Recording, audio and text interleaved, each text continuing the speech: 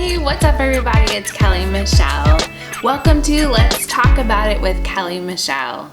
Today's segment is called Let's Talk About It. It's when I choose a topic, something that I'm just curious about, something that I just want to have a conversation with you about. So let's get into today's topic. Today's topic is, why do foods that are not good for you be the most appealing foods that you want to eat? And also, is it a mental thing when you don't like foods? So I want to address the second question first. Is it something mental, some kind of mental blockage to why you don't like certain foods? So let's get into my childhood. When I was a child, I did not like bananas at all. I did not like bananas. I did not like cantaloupe. I did not like honeysuckle. I did not like any of those things. I did not like orange juice. None of those things.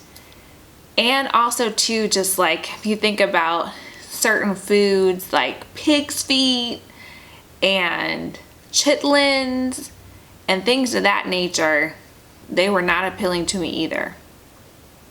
So I wonder, is the reason why that I didn't like any of those foods, and some of the foods I still don't like, is because it's something mental.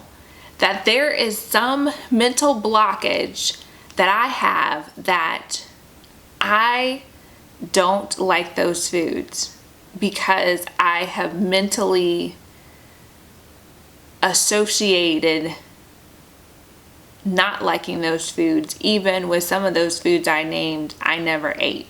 Now, I will say this about myself. I typically am a person that I will try something at least once, and then if I don't like it, at least I tried it. Like for example, sushi. When I was in college, there was a girl I used to hang out with, and we used to go get sushi. And no matter how many different times I tried sushi, which was probably at least a dozen times, I didn't like it. I tried all different types of sushi. It is not something that I liked. But getting back to the point of mental association, I wonder, is the reason why I don't like certain foods, or why people in general don't like certain foods, is it because like the smell, the texture? Is it just the taste, or is it the fear of the taste? That because, for example, chitlins is something that smells awful, for one, and doesn't look the greatest, we mentally have a blockage with chitlins, and before we even know how they taste, we have already made the decision that it's not something that we're gonna like. Now, I will say this, that for some items, things have changed for me. For example, I never used to eat bananas, but I know bananas are full of potassium and they're, good for you. And I would not eat bananas as a child. But now that I'm an adult, I have started eating bananas, and I actually enjoy bananas. So please leave your comments below and let me know what foods that you already have a mental blockage for, that you don't like, and if you agree that some of our decisions of not eating certain foods is because there is a mental blockage there, that we have mentally told ourselves that it's going to taste nasty and disgusting, so therefore we don't even try it. So the other thing that I said too was, why is it that the foods that are the worst for your body are so appealing? So when I say the worst for my body, I think about things that are fried, full of sugar, full of fats. But I am telling you, those are the things that I crave the most. I want I want to indulge in the things that are sugary and that are fatty and that are fried. However, I know that there are some repercussions to doing that, and so therefore I don't indulge in those things. But what is the appeal? I wonder, what is the appeal of wanting to have like cheesecake? That's one of my items that I just really enjoy.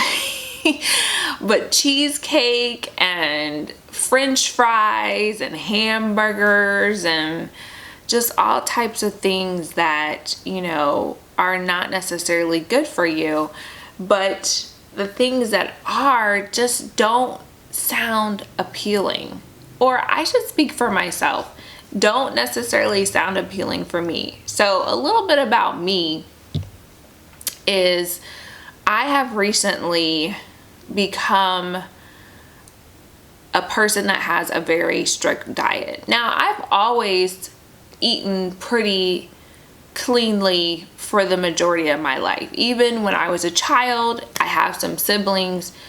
Between me and my siblings, I was the one that ate the best as far as vegetables were like high priority, where for them, high priority was milkshakes and cookies and cakes and those type of items. My siblings really enjoyed eating those things. So from a very young age, I've always enjoyed eating like fruits and vegetables. But recently, to improve my health even more, I have become gluten-free, dairy-free, and also tomato products free. Now, some of those reasons are health reasons, but some of those things are really just to align at just having better eating habits.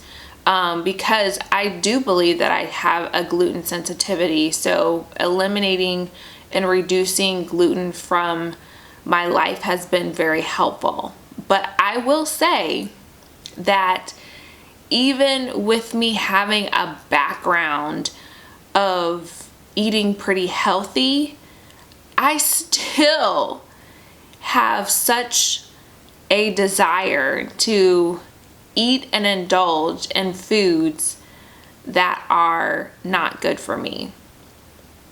So leave below in the comments the foods that you crave and you indulge, and let me know the reason why you think that those foods are so appealing.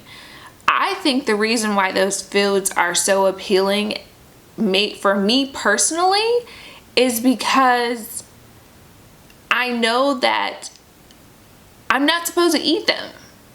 I think the appeal of these foods is that they taste so delicious and they're just not good for you. I don't know a different way to say it. I mean, the foods that are sugary and sweet, and not all foods, I'm not putting all foods in this category, but I'm saying a lot of the foods that we know are not good for our bodies are so appealing. And it's like that forbidden item. Just like, for example, a kid, if you put a plate of cookies in front of them, I think this was like something that they were like doing like as a challenge, like the kid challenge or something.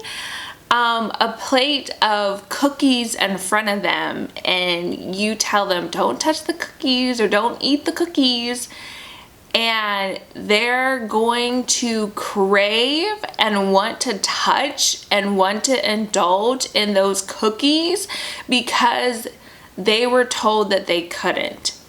And so I think that's part of the appeal of why people, want what they shouldn't have because there's a greater appeal. And it tastes so good. It tastes so good. But it could be what we were talking about earlier, a mental thing. Because I have mentally told myself that hamburgers and hot dogs and, well, not hot dogs, but hamburgers and french fries and pizza and all of those things are so delicious. And I've accustomed, that's not the word I want to say, not accustomed, but I am accustomed to eating those things. Then switching to something healthier can be challenging. And I think it can be challenging because mentally we've already associated that eating healthy food has a lack of appeal, has a lack of flavor, has a lack of just tasting good. So those are my thoughts. Like I said, please feel free to leave your comments below because I want to hear from you. So until next time, have a great one.